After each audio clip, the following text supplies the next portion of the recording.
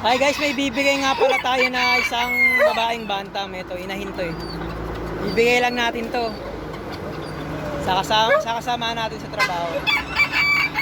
Sinyalig kasi mag-alaga ng bantam eh. Maganda po to, may lahi po tong sirama. Parang cross ng sirama. Ang tatay na ginamit ko po dito, yung truck na ginamit ko ay si Rokrok, pure sirama yan. Ito yung anak niya to eh. White legs. Ito yellow legs, yung father niya.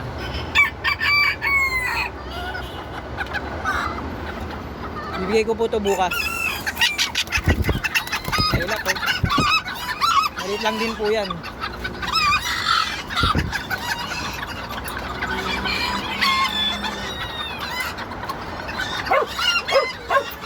Malit po. Kung binigay ko sa kanyang manok sa aking katrabaho. Ayan.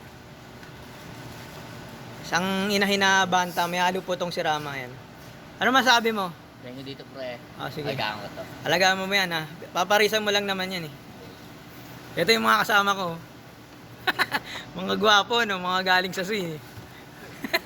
Alam mo guys, maraming salamat po sa panonood. Alagaan ko to sa kawali.